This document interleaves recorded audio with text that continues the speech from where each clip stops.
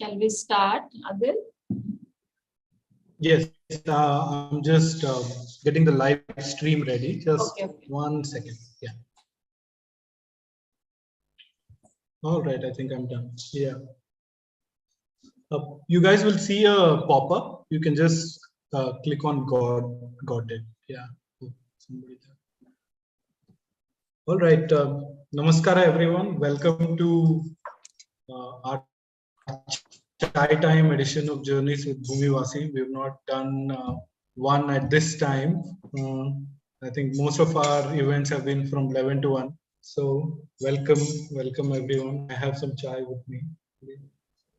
Yeah, and I think Journeys with Bhoomiwasis has been a space created by Bhoomi College to give its alumni, co-travelers, friends, a space to just share, their journeys into sustainability, any part of sustainability or education that they've been on, and it's really a space to step back for the alumni, for the people as well, to see what they have achieved, and also for Bhoomis to sort of revel and rejoice in what its community members are doing.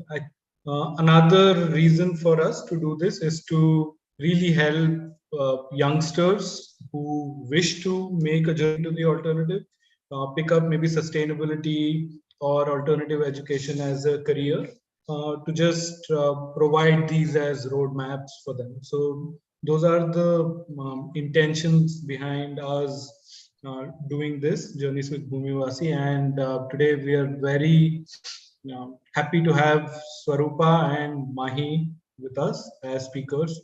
And yeah, so without further ado, I'll let Farah introduce our first speaker, Mahi. So hello everyone, and thanks for joining us, and welcome to both Swaroopa and Mahi for this. And yeah, so introducing Mahi, I'm sure the work she does and otherwise what are things that she's associated with, she will talk in detail anyway. So I'll just talk about how I experienced Mahi when she was a fellow at Bhoomi College. And so she was a fellow in the 2017-18 batch. And my experience, how I see Mahi, some of the words that can describe her is very creative, very enthusiastic, full of energy, full of life, full of spirit.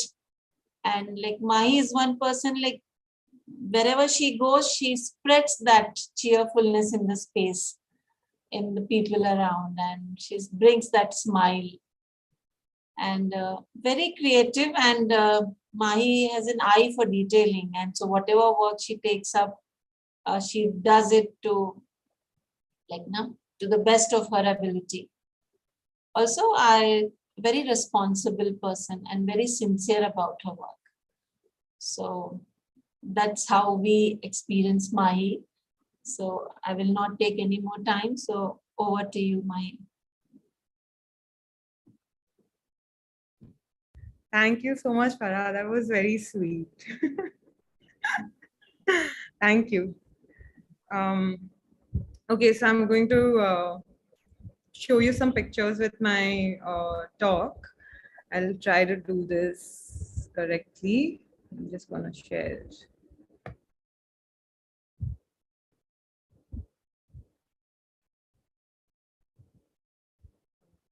So are you seeing this in your full screen? Okay, cool. So, I mean, Farah, thanks a lot for that introduction. I think that's a really sweet way to get people to know me. But just for everyone to know what I do for a living, my name is Mahi. I was in the 2017 batch, as Farah said. I was doing the sustainable living course at that time at Bhoomi, which was called the Science and Management of Sustainable Living at that time, but now I think it's called Livelihoods in Sustainability. Yeah, so that was what I was doing at Bhoomi, but now I live in Goa. This picture is an actual sunset from my neighborhood where I live. It's called Kitla, and it's like in the eastern side of Goa, which is very far away from the tourist hustle. But it's got its own little community of local Goans as well as people like me who have moved here for its beauty and its quaintness. And in Kitla, I run a vegan cafe. And this cafe I run with Aarti, the lady that you see in this picture next to me is Aarti Sinha. She's my business partner, and our business is called Okapi Vegan Kitchen. So we do all kinds of vegan desserts. We at our cafe we do a lot of different foods. We love trying different recipes with in the vegan like making them vegan. So we do all kinds of world cuisine, and we invite people over for community dinners. We do markets like the one that you're seeing in this picture. We're very popular for our desserts, and people are starting to know us in Goa as one of the people who are doing like people to look for when they're looking for vegan food. They'll look for Okapi Vegan Kitchen. It's like it's becoming its own name. We do our farmers market as well. I wanted to just share that because that's an idea that I got from Bhumi Sante. And we also have our farmers market every alternate Saturday like Sante does. And we are trying to engage the local community of farmers as well as other people making different things like kokum syrup or just other small handmade artisanal items that they could sell at our market, because now we have a space that we can offer up to the local community. So that's a really exciting thing that we're doing. I'm also in a relationship, which in a very happy and safe relationship right now, which is an important part to mention in this journey because I feel very rooted in it. And it is something that I am like, it's what gives me strength.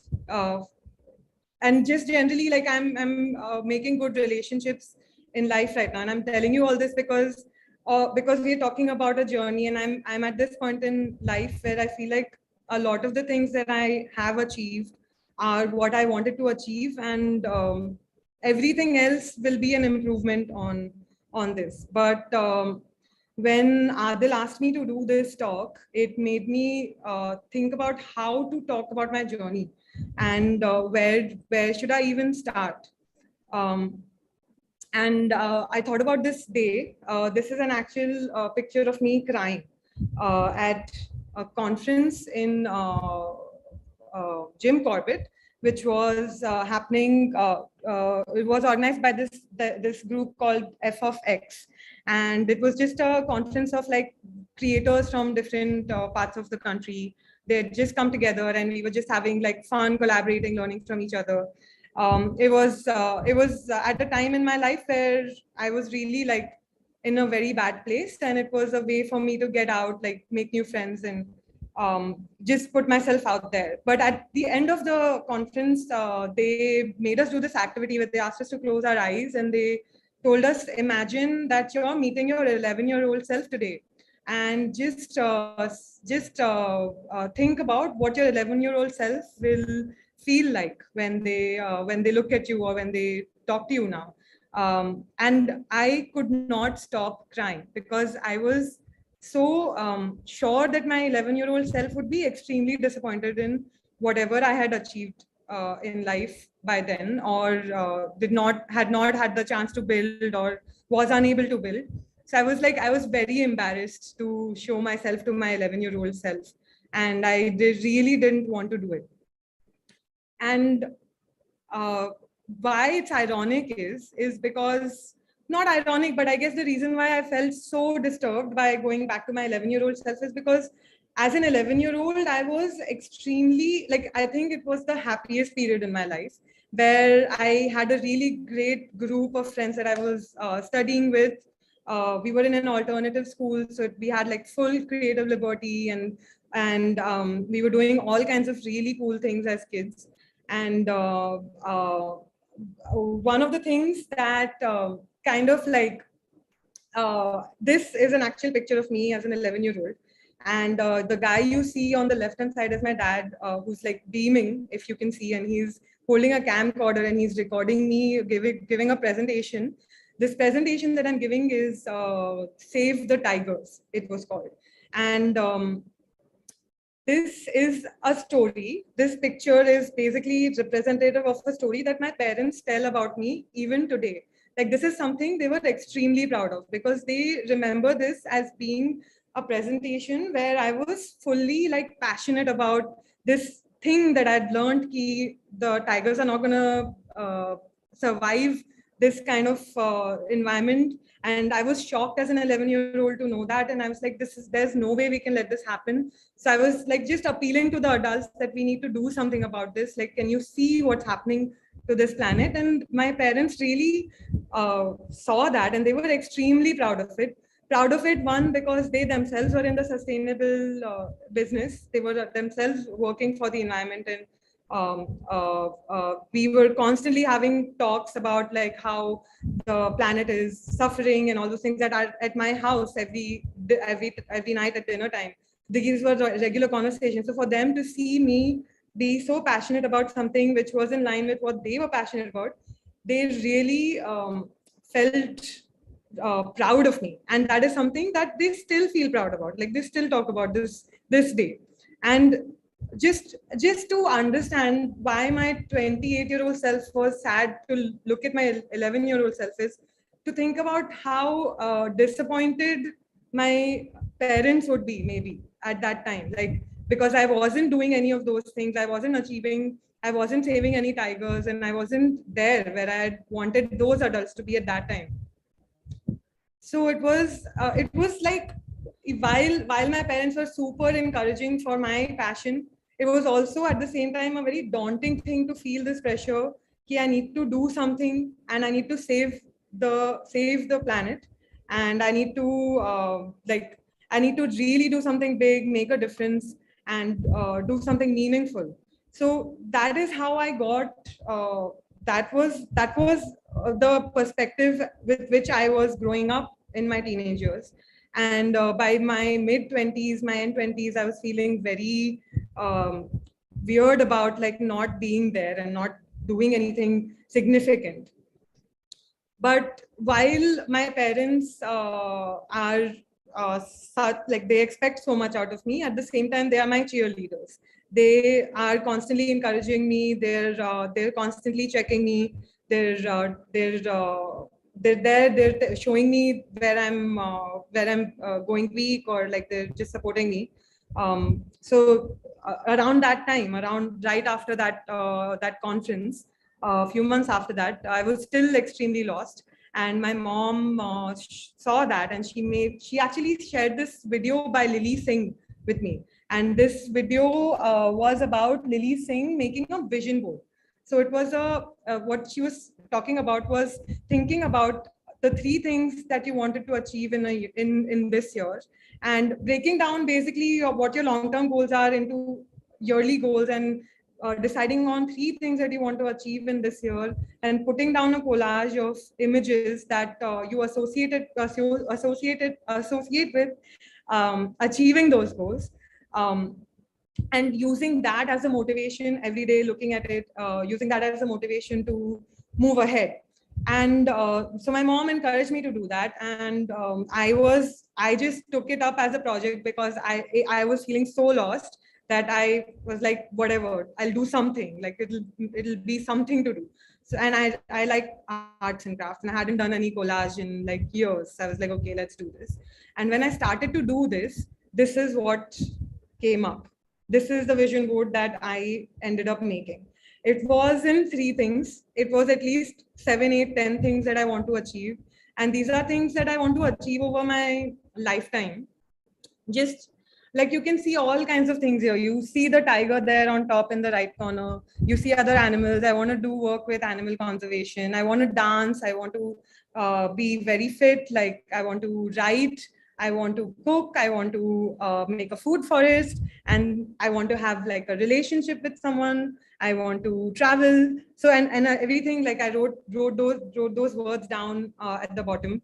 And even though it wasn't like it kind of just was all over the place, like this collage. It just gave me energy. It just gave me a thing to start with. I was like, okay, so these are the things that I do truly believe are for me, not something that my parents have kind of forced me to see. This is truly what I want to do in my life. And how do I start doing these things?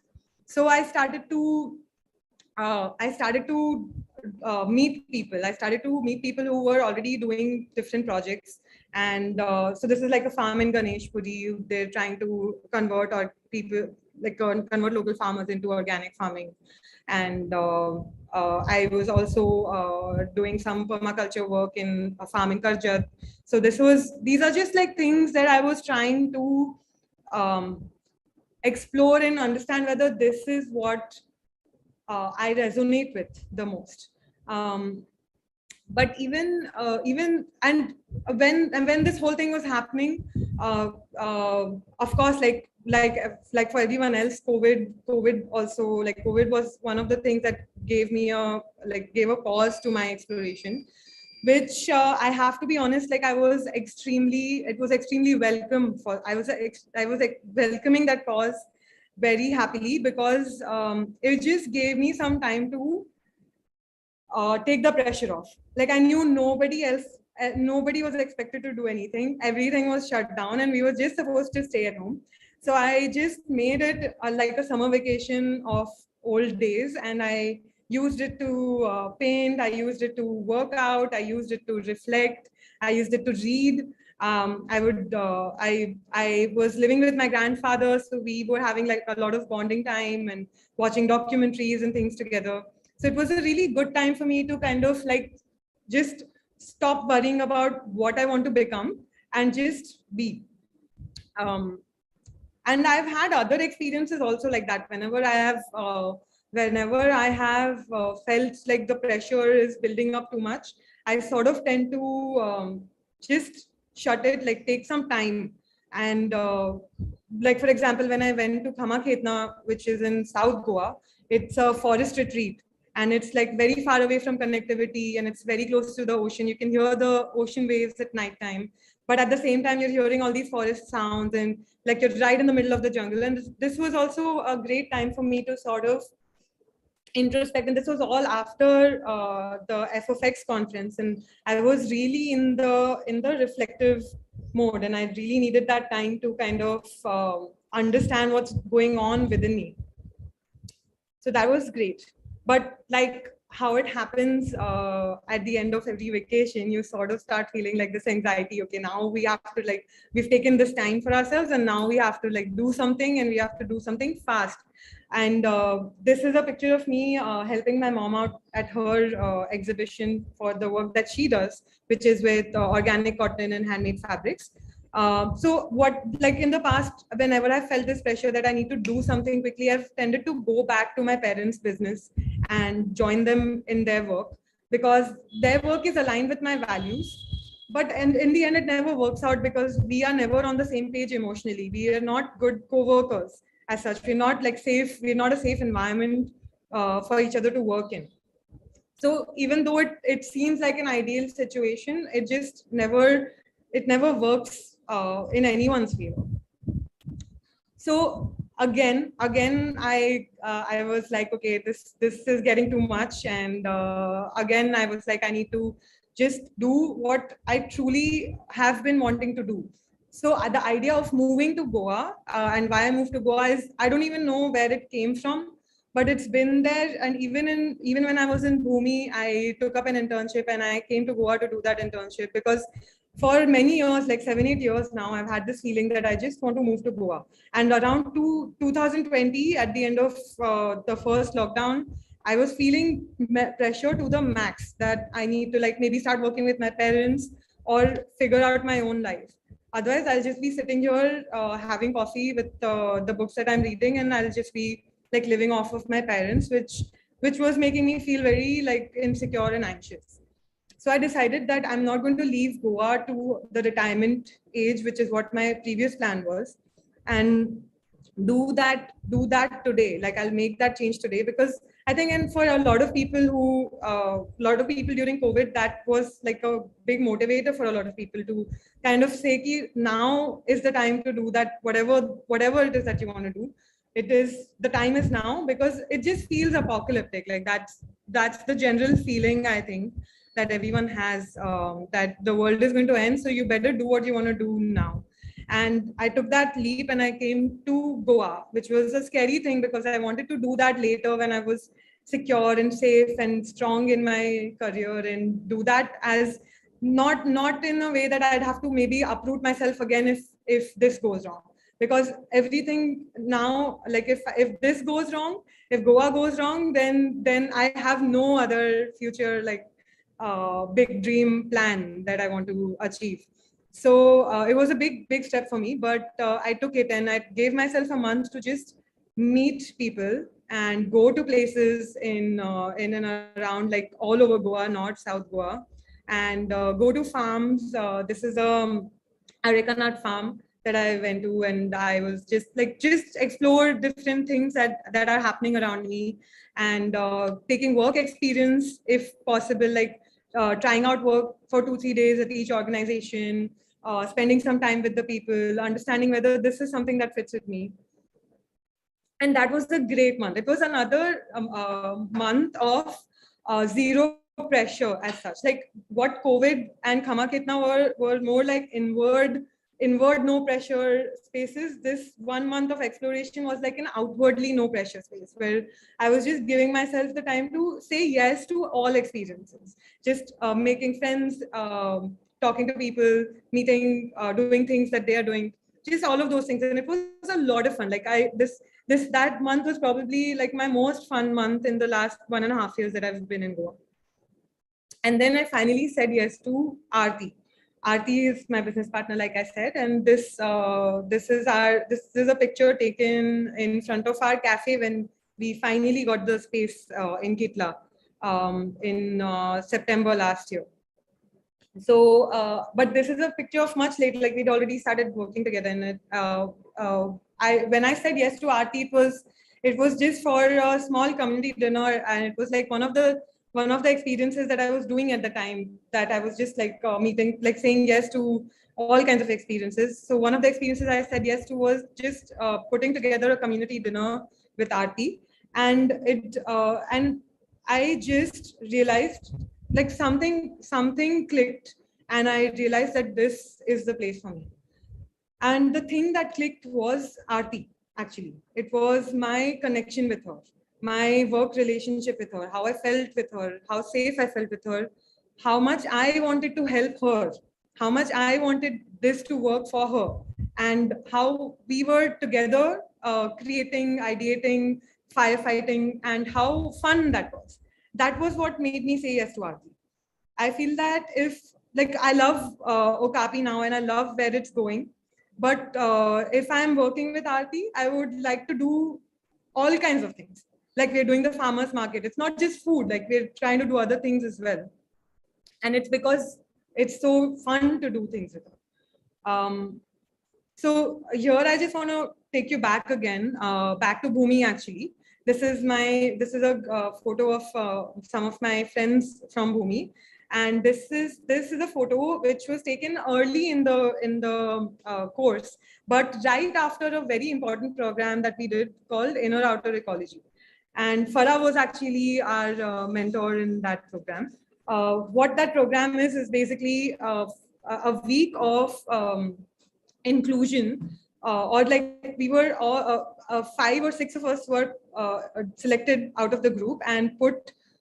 Basically, the group was divided into multiple smaller groups, and each group was together for a week or so. And the group had to basically every individual in the group was talking about their life experiences, their emotional experiences, and just going through a lot of things that were coming up emotionally from our childhoods or from our early adult life or trauma that we've experienced. And I think the purpose of that program was to sort of understand what our blind spots are And because if we want to be people working in sustainability, we need to know why we are doing it, and we need to be true in that. Like, we can't be doing it for egotistical reasons, because that is not going to last. So this was an important time for us to kind of understand who we are, and again, like an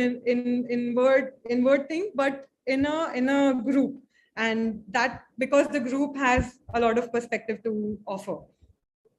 So one of the things that I understood about myself at that time was, I don't know, Farah, if you remember this, but it was that I am basically someone who is neither, like, I am someone who becomes part of a group in a way that I kind of keep myself on the periphery, where I'm sort of also communicating with the authority figure. So like, I'm towards the out, like I'll be a part of the group, but in a, like in my childhood situation, or in my schooling situation, or even in the future, like colleges and stuff that I've been to, I've been the person kind of mediating between the authority and the group. And that is and that kind of makes me not neither part of the group, neither part of the authority, so kind of leaves me in the middle somewhere.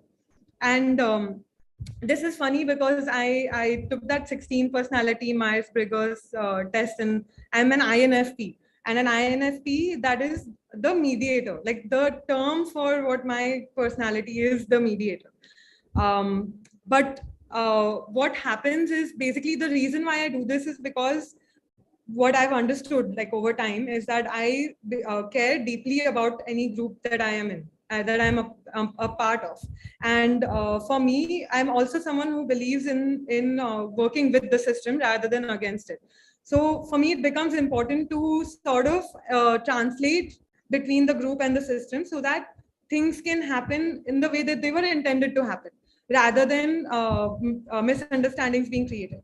Because I feel like a lot of the times this happens is that between the authority and the group, misunderstandings take place. And I don't know why I feel the need to translate between the two. But it's coming from a place where I care about the group and I want what's best for the group. So that made me think, and that made me understand about myself, that the important thing that to learn here is that I am someone who is active when I'm feeling like I'm part of something, part of a group. When I'm connected to the people that I'm with, I am the most active. If I care about something that the group is going through, I'll make sure that I change it. I'm not going to make sure to change it just because I think that it's the right thing to do. Not really because of that. Not really because it's affecting 100 billion other people, but more so because of where the people that I'm around and how the things that we believe in collectively. And so that's like, that was the missing link for me. I understood what I wanted to do. I wanted to work with sustainability, and I wanted to work with food, and I wanted to work with making this planet better.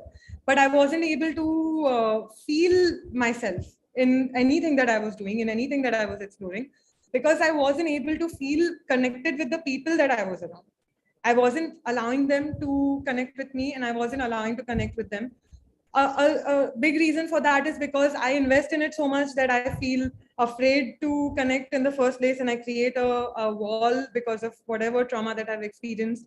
So that is something that now I have to see, if that is what motivates me, then I need to climb above it and actually find meaningful connections, because I'll do meaningful work, but it will only be meaningful to me when I'm doing it with people that I love. So I don't know if that kind of makes sense to you, but that's what I realize is, if I want to do something good for the planet, then I need to create that community for me. And Aarti is someone that I feel that with. That is my starting point of creating a community here in Goa, because I feel that with her. This is actually Aarti's dog, Channing, and when I first moved to Goa, Aarti was very kind enough to keep me at her place for a couple of months while we were working at Okapi, like on Okapi, like building it up. We were doing it out of her home, and she was great enough to like have me there. So just like this image kind of is there to show you that this is like I have a very family feeling with her, and that's what makes it work for me. Yeah, so that's pretty much it from my side. I don't know if I shot my time, but should I stop sharing?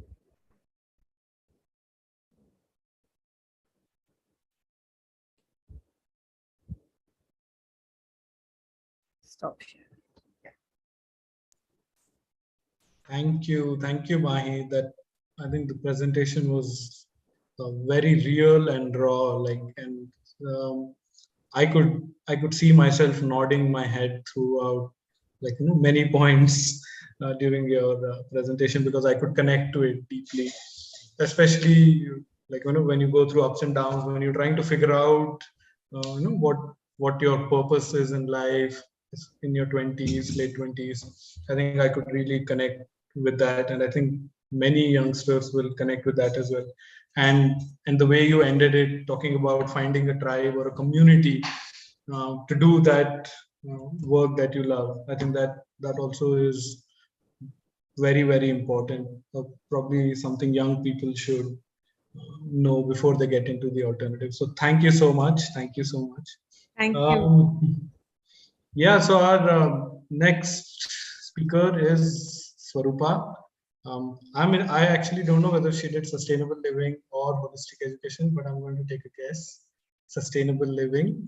Yeah, I think the way I have experienced Swaroopa, I think, and many at Bhoomi would have done in the same way as well, is there is a certain she's very centered, right? The equanimity, when you talk about somebody who is able to be sort of calm and composed, even when I'm sure there are times when she isn't, and I'm sure maybe she'll talk about that as well.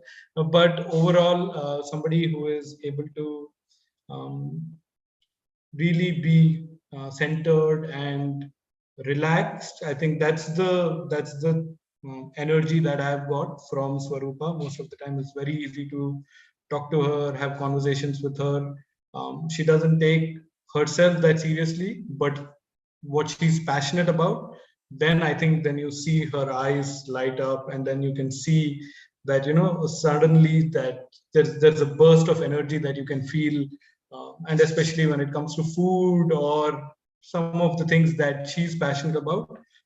I've seen that energy, the twinkle in her eyes. So and I think I also like the phrase that she uses sometimes with me, or I think she generally uses it. She'll say, "It's okay, yeah." I think whenever you're trying to make a big deal out of something, and you're like, "Oh, this is what is happening," and she'll be like, "It's okay, yeah." And then that "it's okay, yeah" may sound just casual, but it's a way of letting you know that it's all right. It's not a big deal. That it's going to be okay. And yeah, Swaroopa, it's okay, yeah. So you can go ahead and present. Happy to have you here, and yeah.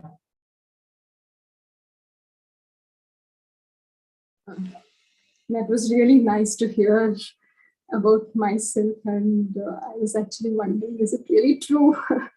Because yeah, when I reflect back, I've seen many situations where I'm not any of those things, but yeah, but it was really nice to hear all those things. And as I've been told, even, I mean, when I heard Mahi talking, it was like really true. It was coming really, I mean, deep from her experiences and all that. And I could resonate so many feelings, and the way you put it forward so well. That was like really nice to hear that. So, yeah. I'll try my best to speak out. Yeah. Let me see. Should I play the? Yeah. Yeah. Okay.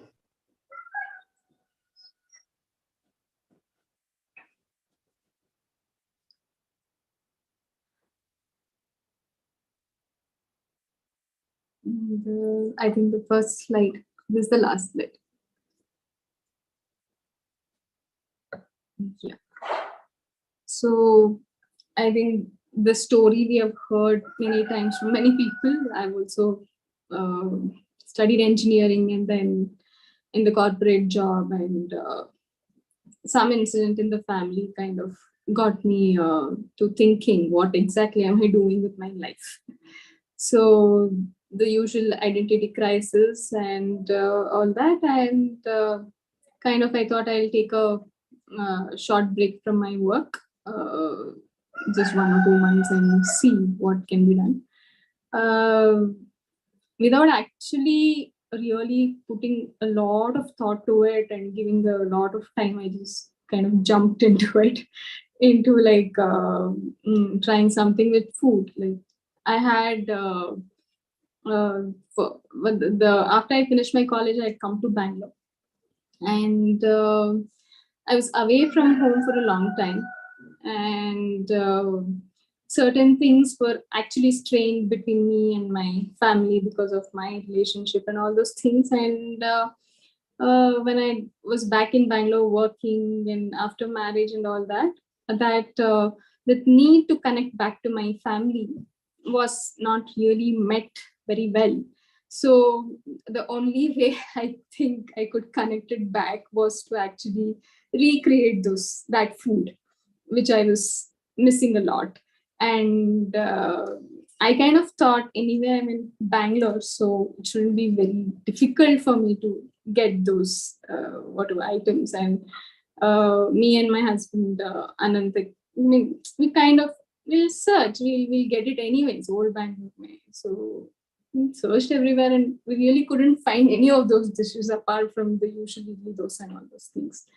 So that was like kind of running in my back of my head. And so when this taking a break from my work thing came, I thought, okay, let me try with this particular dish, which I was very fond of. Like, actually, I was not very fond of during my childhood because I'd taken it way too granted.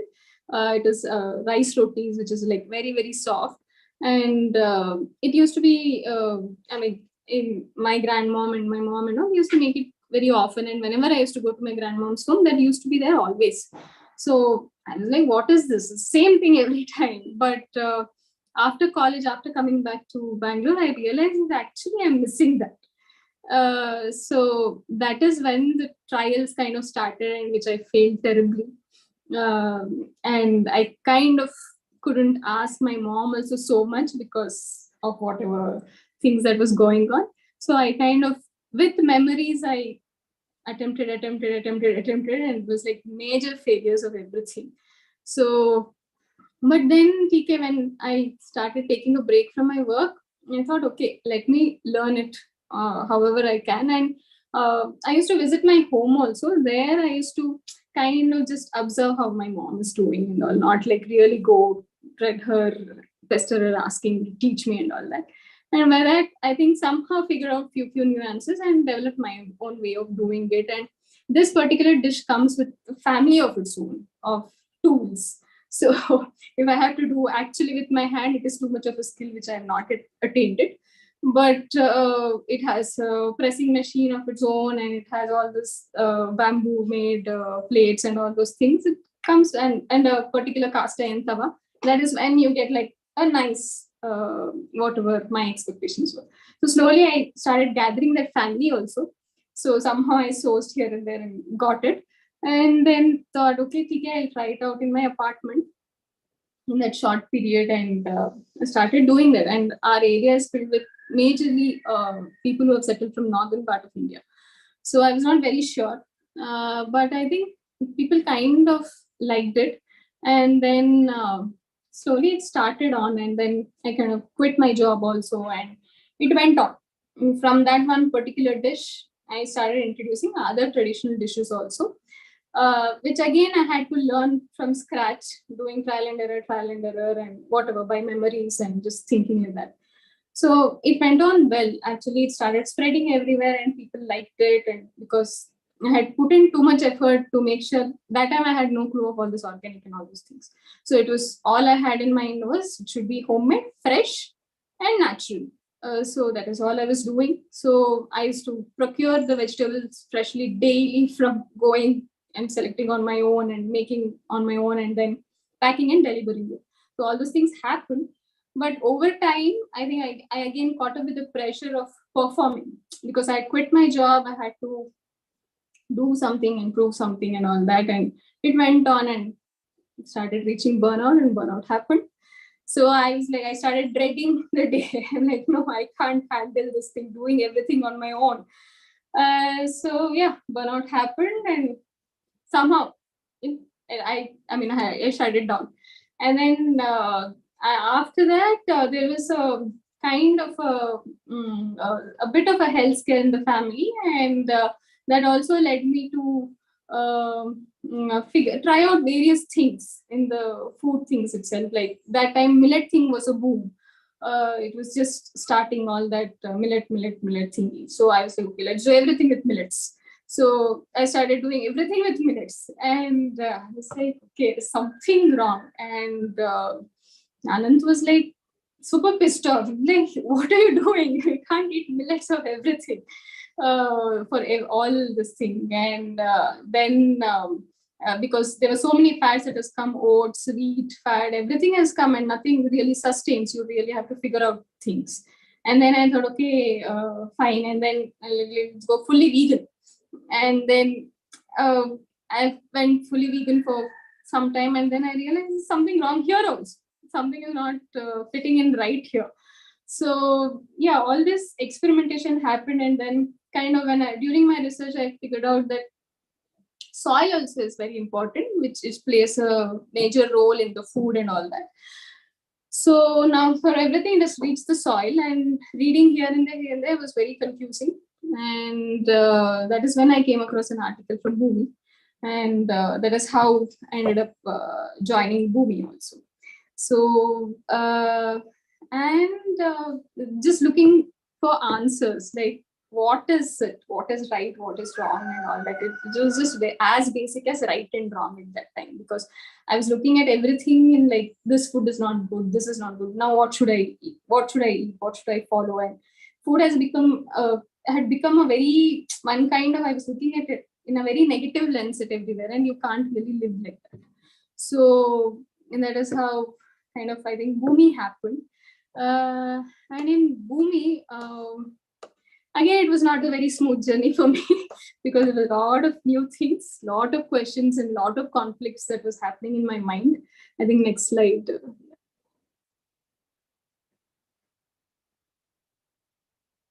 Yeah, this I covered, I think. Next slide, yeah. Yeah, in Bhoomi, it was more like, I think, these three positions. It's like just listening and seeing and observing and trying to take it in as much as I can. And there were situations where I was like so much in conflict that I just wanted to run away. And finally, there were also times when I could find my co-travelers and my friends over there, and that kind of used to make me feel in peace and be rooted and all that. So it was something like this. It was like in waves at Bhoomi, and what I really loved was the inner work, the inner outer ecology and all that, which was, I think, it was completely new for me. And the whole concept of awareness and acknowledgement was like mind blowing for me. I mean, like, is it real? Can it be? I mean, we can do in this way also. So, but at that time frame, I don't know if I really made sense out of it fully and I could practice it. But I think over the years is when I think I have really started to acknowledge and understand the concepts that I have learned at Bhoomi over the 2-3 years or whatever after passing out of Bhoomi, is when I think it has made sense slowly and it is seeping in. So that was one thing. And learning regarding food and soil was really, it gave me different perspectives regarding in that area. So, and during my internship, I also through Bhoomi, I also went to Buddha folklore.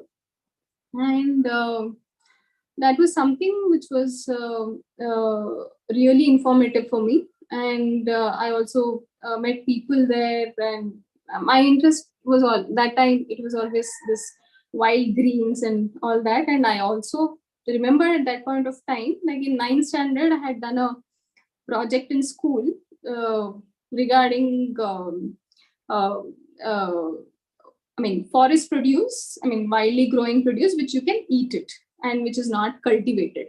So in 9th standard, we had no clue at that time, but it was like really fun and we was just exploring and we did it. And now when I look back, I was like, seriously, at that time, it was there, and now again I'm going behind that only. So it was really enriching experience at Buddha, and I also got to be part of all the student study tours where many children from different alternative schools were there. So that I really enjoyed. I felt the children bring in a different kind of vibe. So especially I enjoyed the children below the 5th graders. So that was a different experience for me. So after that, I came back, and certain things were going on in my mind, like what next and all that. So, and during the end of Bhoomi, there was this real life project again. So we thought, okay, let's see what we can do with the seasonal produce available, and we can develop some products. So me, along with 2 of my Bhoomi friends, and Madhur and Sapna, we just thought we'll just try out, and we kind of had got to know about buffalo back that time. And for me, it was a very different experience when I first walked into buffalo back, seeing all the different kind of native produce. So I started speaking, and then I also, I think, next slide. Yeah, so okay, next slide. This is, I think, the Bhoomi group. Yeah, and yeah, this is at Buffalo Bag. I think somehow we got that freedom to try out and experiment various things, and I didn't have really a clear goal as such. So there was so much of native grains available. So I just ended up making few things, and some things also became, we tried selling those products. So one of those things were like making this jaggery candies, and this karjikai, whatever, which is not made out of maida, but it's purely made out of wheat and rice and all that. And this black rice cups, this was like a very up and down experience, because all these ingredients, I had no experience of doing these things before.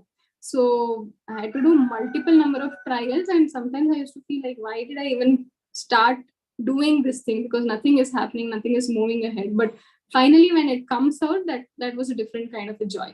So some things were really nice, that it is working. And all the fermentation, when I got to know about fermentation, I was like very excited, and I started trying out all kinds of fermentation, like making some bugs out of turmeric, ginger, and putting anything and everything into brine solution, putting things in honey and all that. So all weird things came out, and some things worked really well also. And yeah, and we also had opportunity to work with self-help group women at their farm. That is something which I cherish a lot. I had no, I didn't know any of them. And I used to go all the way from my home, crossing the Bannerghatta forest to the village. And these group of women, they had set timings because they had to go back home and they had to finish their work also. But then I really didn't know they will even be willing to work with me. So then, and I'm a very, what do you say, I have a very kind of process, certain things I need a proper process in place. Base needs to be set up properly, and then if other things I can look after, but basic process was not there. So I was not very sure how it will go. But initial 2-3 days was pretty tough. But after that, somehow all of them came along, and there were times when we had to even stay back a bit late. And these things of making a lot of, preparing 500 pieces, 1,000 pieces and all, I was like, I had no clue whether I'll be able to do it. I just had plan in my whatever Excel sheet, this timelines, I have to finish this thing. And with all the challenges of power fluctuation and all those things, somehow it happened. I don't know how it happened, and it was not so stressful also. And I realized that working in a very open space, which is filled with trees and all those things, it gives a different kind of energy when you're cooking and with people around and all that, than to working in very confined spaces. So I kind of cherish those moments even today. So after, these were experiments that was going on, and now again, just think of now next what? Next what? I have to do something. I have to do something. That started building up again, and then TK. And Buffalo back, it was, we had a lot of interactions with Vishalakshi, and she had given us so much of information and support and all that. And after we thought, okay, maybe we'll try out opening a cafe there with the intent of using all the native produce available at the store. So that is how the next step of Hungry Buffalo Cafe that happened. Yeah, next slide.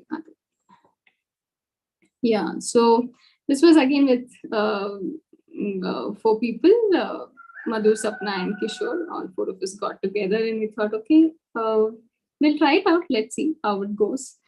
And the intent was mainly, we'll be doing only the organic produce sourced from farmers who are practicing sustainable whatever practices of farming. And the things like no maida, no sugar and all those things we followed, and we didn't want to use any sort of preservatives, and it needed to be fresh and all that. And we also kind of wanted to cook it in like iron and stoneware or mud vessels wherever possible. So, and the thing of bringing all the sustainable practices of not using chemicals even in cleaning and all those things, we wanted to make sure of that. Whatever we had learned in Bhoomi, we wanted to put it in the business model also. And that is how the journey started. And yeah, it was, I think it was a whole roller coaster ride. So it was a lot of learnings. We got to try out a lot of things. It was mainly focused on the regional cuisine and seasonal availability of the produce. There was a lot of emotions, like we could share. Though we were from Bhoomi, we thought we'll be on the same page, but I think that was not. When you start getting to work together is when you get to know all the other things. So, but all of us, I think we kind of supported each other at different situations. It was a lot of joy and even sadness, and it was really physically, mentally, emotionally stimulating experiences at the cafe, the running of the cafe.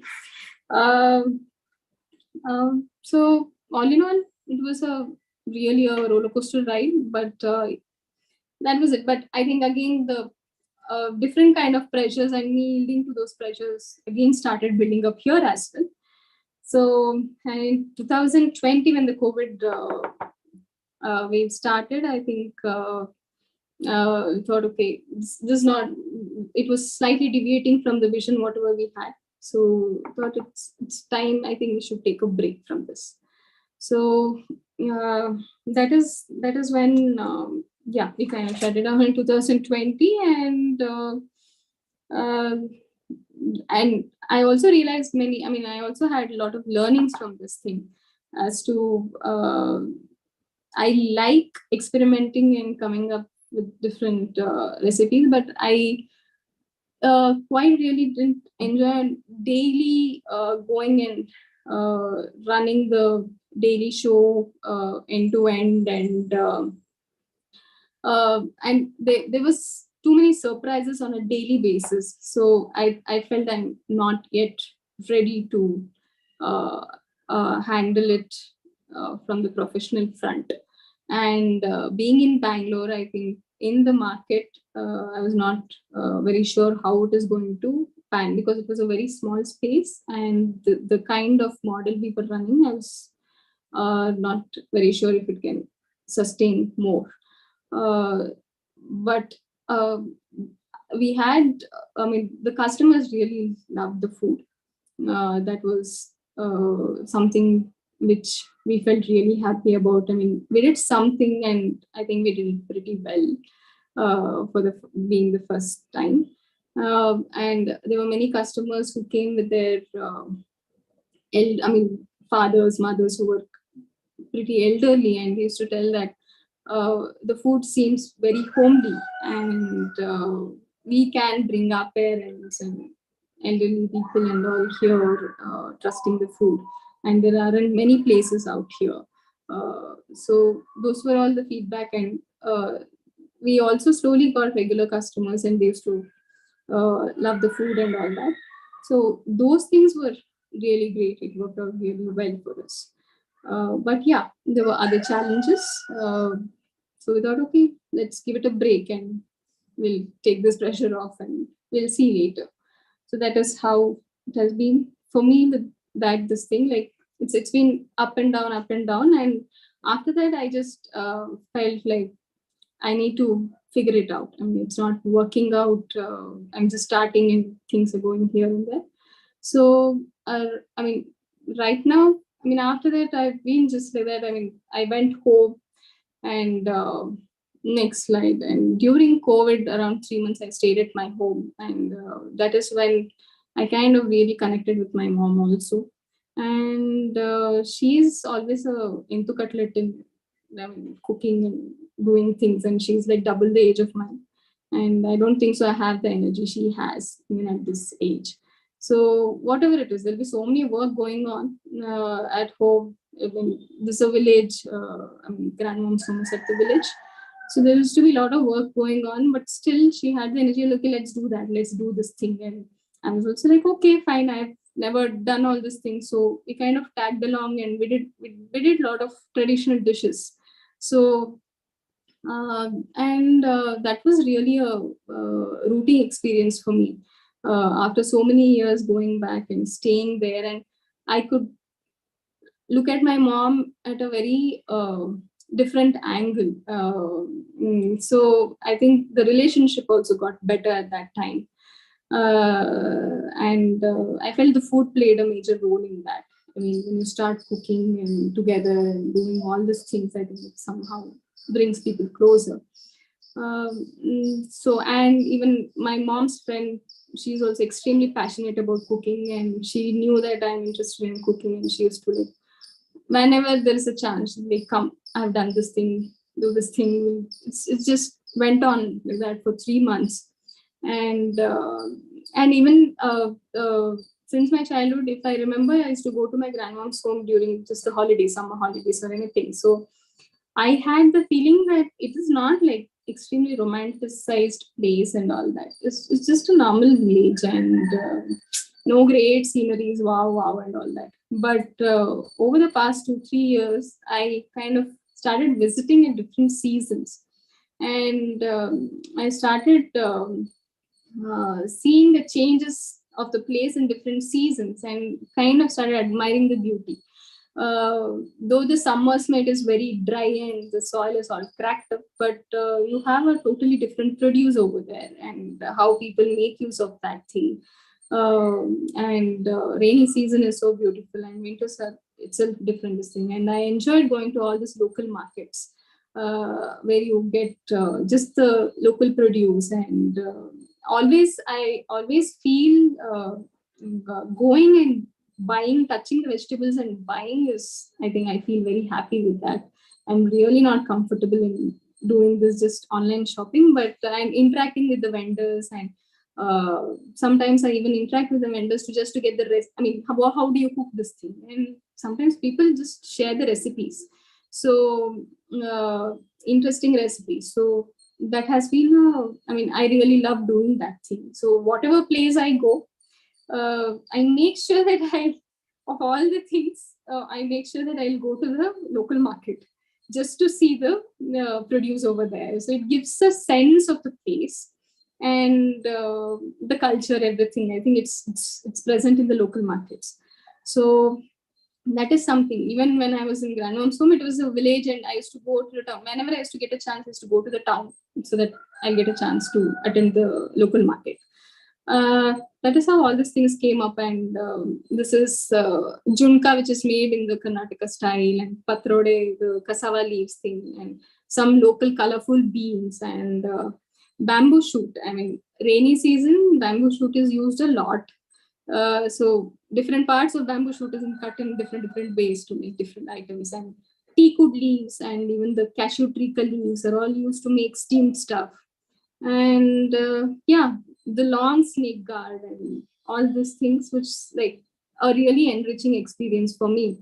I just took the pressure of again performing, I think, for a while. And yeah, I came back, and after that I've been somehow, I think I also got involved in a lot of animal stray dogs and stray cat kind of a thing. So that has carried me in some direction for quite some time now. But I think, as Mahi also shared these things, I also want to do something in food and animal. And of late, I've also started getting interested in working with kids, because during the COVID, I worked with a lot of kids in the apartment regarding the stray cats and all that. And it was like a beautiful experience, how they come up with so much of conviction and all that. So yeah, but I don't know what next and all that. So let it be. I'm just again, it's that phase of I don't know what next, and that my tension is also there, which is running in the back of my head. But I think now I'm like kind of figured out at least to be in that calm, in that tension, not like before where I used to be very impulsive and used to get very jittery. Now at least I'm like, okay, I'll figure it out. Let me see. Not to do this thing. And I also have previous learnings. So that is how it is. Just one last slide. It is. I think over the years, I think mostly I kind of see many things from the angle of food itself, and it has helped me learn a lot of things. Initially, it used to be for me like good and bad food and all that kind of got disintegrated, and it started from healthy and unhealthy. That also got disintegrated, and then organic and not organic. So finally, for me, what makes sense is it's like food is food, and I cannot just label it as good, bad, healthy, unhealthy, organic, and all, not that. And different stages of life, and you kind of it's just helping you to survive here. So I have to respect it, whatever it is. It's just food has a different characteristic. The ingredients have different characteristics. So I just have to learn to appreciate that and figure out what works well for me, and not actually see it in all these lenses.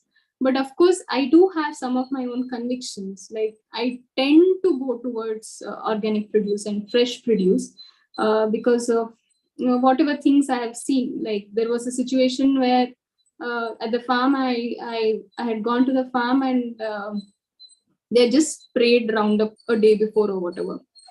And I could just see all the plants had turned black and burnt and black, and they were just standing like this. So that sight, I think, made something to me. And when I was at a place where I was digging the soil, like it was a burst of earthworms that just came out. So after that, I just couldn't dig more because earthworms were there everywhere. So it just got me thinking, like, you spray chemical in one shot, everything is gone. The life is just gone. So that is something which it troubled me a lot.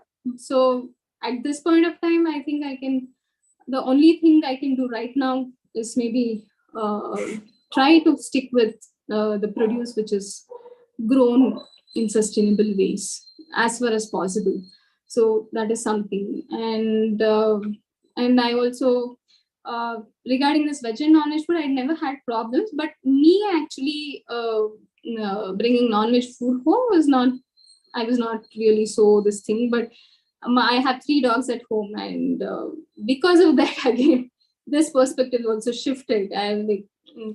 They had some health issues, and this transition had to be done, and they had allergy towards grains and all that. So, and I started reading up and how a non-vegetarian diet is actually needed for dogs. And me coming from a vegetarian background, so then it again shifted my perspective. Like, it's life. Wherever it is life. It's plants are also life, and animals are also life. So all I can do is respect it and be mindful about my consumption. So I am killing the plants and consuming it.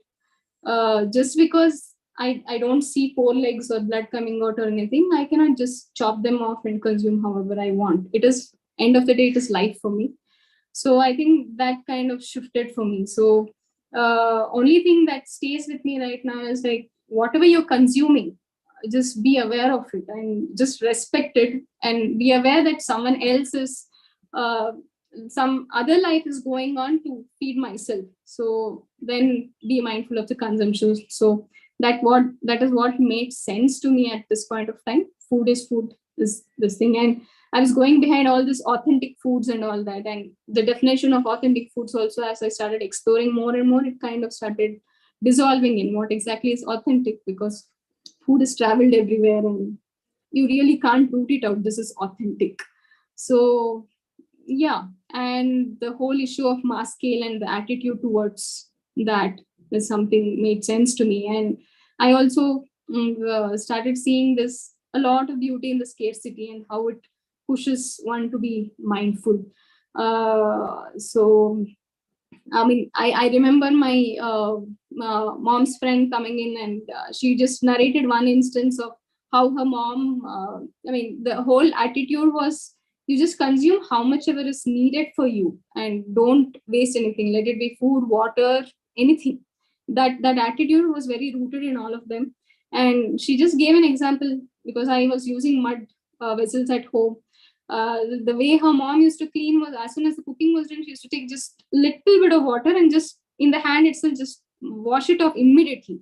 And it was like super clean at that moment, rather than be piling the vessels and keeping it for later time. And she used to mention that you shouldn't waste water. You should just take how much ever is needed. And so when I did that thing at my home, I also felt, so much of water I can save here itself, like if I do it immediately. So these are small things of being mindful. And the attitude of, whenever possible, why I'm consuming a particular food. Like, is it nourishing, or is it just for celebration? Is it for memories? And all those things, it's a total shift in the way it is consumed.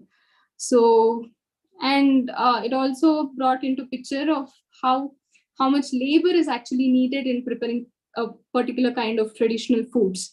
As simple as, I kind of tell, like, you have to use banana stem, you have to use sambar onions, and you have to use all these banana flowers and all those things. But actually, is it really feasible? And this thing in the urban scenario where all of us are nuclear families, it just falls on to one person. And now the times where joint family, may one person used to do one thing, it's kind of not really present everywhere.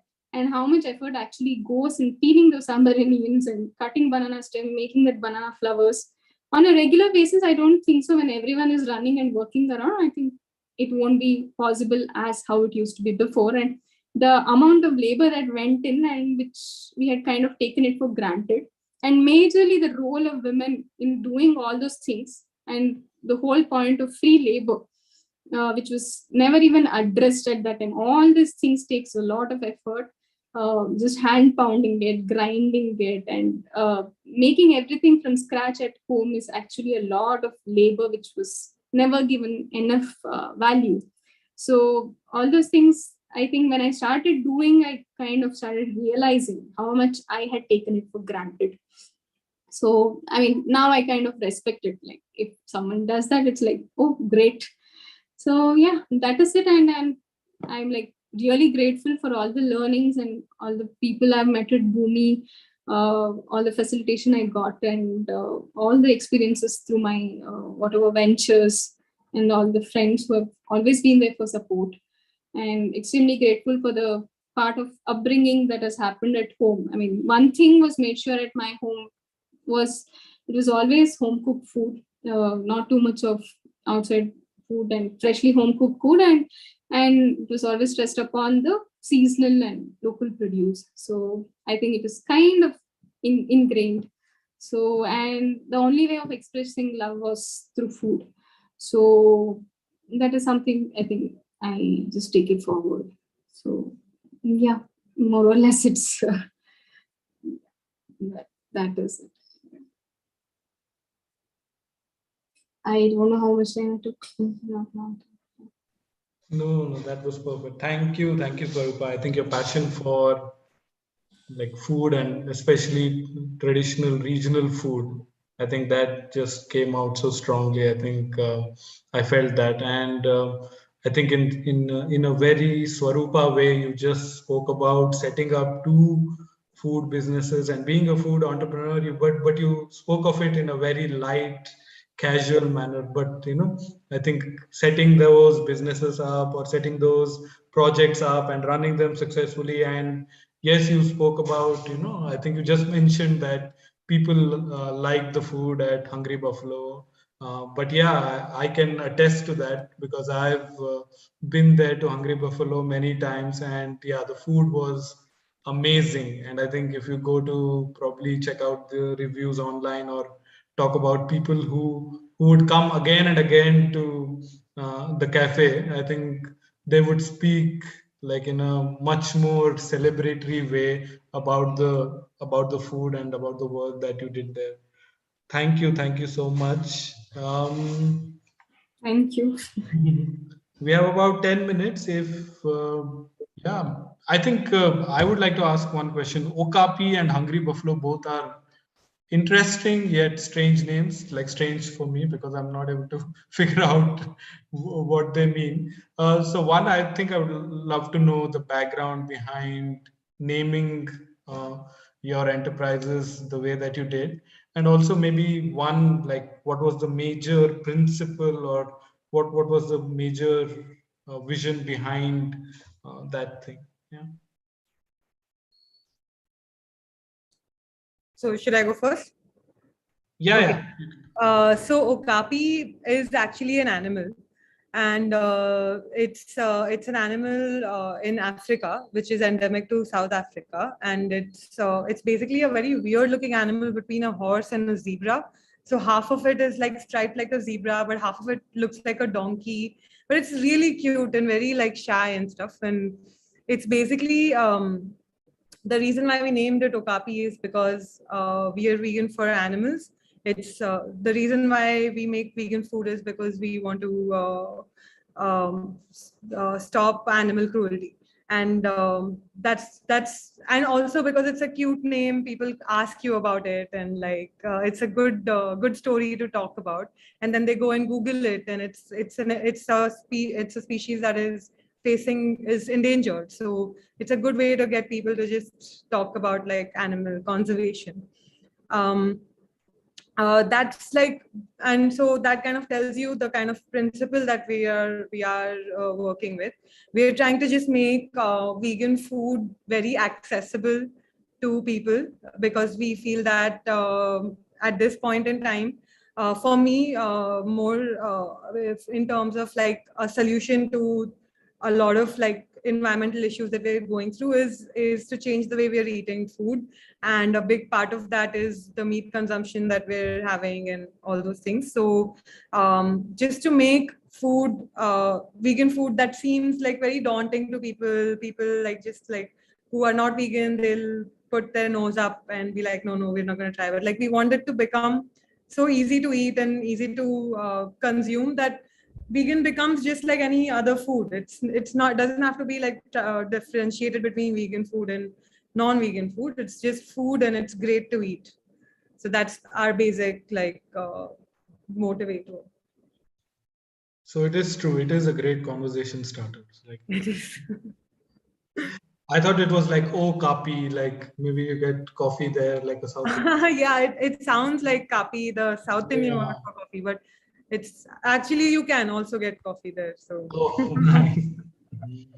I Swaroopa? know I've tasted Hungry Buffalo food, but I would love to yes, one day come to Goa and taste the Okapi food. Same here, same here. and actually I would say Swaroopa, if you guys ever want to do just a reunion and want to do like a week of Hungry Buffalo food at Okapi, we would love to host you guys. If you just want to come and cook at our kitchen, as long as it's vegan, which I'm sure like a lot of the food that you were making was already vegan, it'll be great. Like if you want to do that. Yeah. Thank you. I mean, we'll definitely look into that. But definitely, we'll definitely come to Okapi. Yeah. Next, I think we should plan a meetup there. Yeah. So, yeah. You want to say about Hungry Buffalo, why it's called? Okay, the name. Okay, the name actually, I think we had a lot of discussion. We took almost like 1.5 months in figuring out the name. And we wanted to, I mean, since we were working with Buffalo Back, we also wanted to convey that message also. And our main intention was something, hungry for good food. Like that was one thing which was running in our mind. And when we combined it, it was like for Bangalore kind of this thing, it's pretty catchy also. So why not like Hungry Buffalo? So no one will keep a buffalo. It's not really considered, I mean, romanticized and all that. Yeah. So I think it's okay. Keep Hungry Buffalo. It kind of conveys the message. We're hungry for good food. And yeah, so that was the thing. That's it. And it's interesting that both of you have like animals, names. chosen animals to Yeah. name the cafe. Yeah. Yeah, I think we have Maybe five the more- deep love for the animals is indirectly coming. Visible. I know, and you guys have like, Adil is at home, he's been sipping his chai and all. I'm in the office. So like you guys, both of you have made me like super hungry. Like looking at the pictures of all those like yum food. Mahi didn't share close-up of her food. Like, Yeah, I didn't really go into the Okapi direction for this no. storytelling time. I just went with the Ah. like my personal journey more. But if you look at our Instagram, you'll see a lot of food images. Yeah. I think That's my plug there. Follow us at Okapi. So what are some of the speciality of your cafe, Mahi? So we're like very popular for desserts because I think that you don't really get really good vegan desserts, and when you're vegan, it's very difficult to find like cakes or tarts or things that you would have originally craved to be in a vegan form. So a lot of people are constantly getting in touch with us to like make birthday cakes for them or tarts and stuff. So our speciality, I would say, like popularity wise, is vegan desserts. Yeah. Nice. But you serve full meals also. Yeah, Like that's what lunch and we dinner. enjoy a lot. Like every week we have a new different menus. Every day is a different lunch meal. we have a very basic cafe menu like sandwiches and smoothies, but every day. So next week is going to be fully jackfruit. Like right now is jackfruit, raw jackfruit season, and we're using raw jackfruit as like meat, basically like just to make different kinds of food. So we do this jackfruit biryani, which comes out very, very well. And it's like very reminiscent of original, like I guess, meat biryani. I've been a vegetarian all my life, so for me, I don't know what the difference is, but like other people who've tried it, they really think that it's, so what we enjoy doing a vouch lot. for it. I can Yeah. vouch for jackfruit. Yeah. I've never had jackfruit biryani, so yeah. Jackfruit burgers. You get jackfruit burgers Yeah. also. So like any meat like it's a great meat substitute. Yeah, yeah. So we're doing that next week, and then the next week we'll do something different. Whatever is like our mood for that week, we'll just try out different things. So that's what we love to do, and I think that we would say is our specialty, is to be able to just experiment every day. Yeah. Nice. All right, we have a couple of minutes left, so maybe one like for budding food entrepreneurs or young people who want to be in the food, not just business, but maybe are passionate about food and want to work with it. What would be your sort of final statement or learning for them that they can take away? From my end, I think it would be what my conclusion for my presentation is to find good people to work with, because together you can do a lot of different kind of firefighting. And yeah, there are challenges when you're working with other people, but it kind of also gives you accountability, strength. For me, that's been the case. And when I'm surrounded with support, I really can push myself. So I think like finding the right team, I would say, is something that you should look for. I also agree with that. And adding to that, I think also have to keep certain things in mind, like do a proper research of the produce for all seasons, from where you're getting and what is the availability. So for us, it was pretty a challenge. I mean, it was good amount of challenge because we were like organic produce only, and so used to seeing stuff in the normal market, like as simple as curry leaves and lemons, and available in all seasons. But when we started actually looking into it, it was not available. I mean, curry leaves was not available at a particular point of time, and lemons were not available at a particular point of time. And there were times where they'll tell it's loaded, but whatever, it comes late, or suddenly a rain would have happened, everything is gone. So all these challenges come in when you stick to not the mainstream thing. So I think to do a proper research, and based upon that figure out your menu, so that you're not in for too many surprises on a regular basis. So, and of course, and also see how much kitchen space you have. Based upon that, plan a menu. So this is we had a very small kitchen space, and want to do a lot of things from scratch. None of us come from a proper hotel management training kind of a thing. So we were like home, we'll do everything, and realize, no boss, this is not working. So figure out a model which works for you easily, given the space you have. So that is also one thing which you need to look into it before only. And definitely have to go and work if you are not from a proper training background, and if you have not cooked at home for many years. So you definitely have to go to some place and actually get involved inside the kitchen before starting the cafe. Because I think cooking, passion is fine, and your interest and your capability to experiment, all that is fine.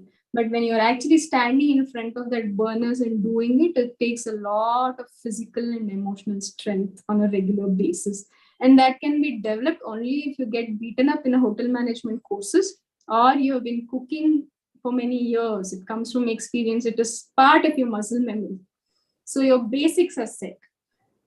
So I think these are some things I've learned it. Thank you to both of you. And Bhoomi hopefully will be hosting a big event in December. We're still planning it. It'll be music plus art plus food plus sustainability. So we'll see maybe okapi and traditional food there. Yeah. So looking forward to that. Yeah. Thank you, Mahi. Thank you, Swaroopa. Yeah, thank you, Thank you for Swaroopa, having and thank you, Mahi, for joining us. Really grateful. Thank you. Thank you. Take care, both of you. Bye. Bye. Bye-bye. Bye. Yeah, it was really nice seeing you for after a long time. I know. Yeah. Chalo. See you guys. Bye.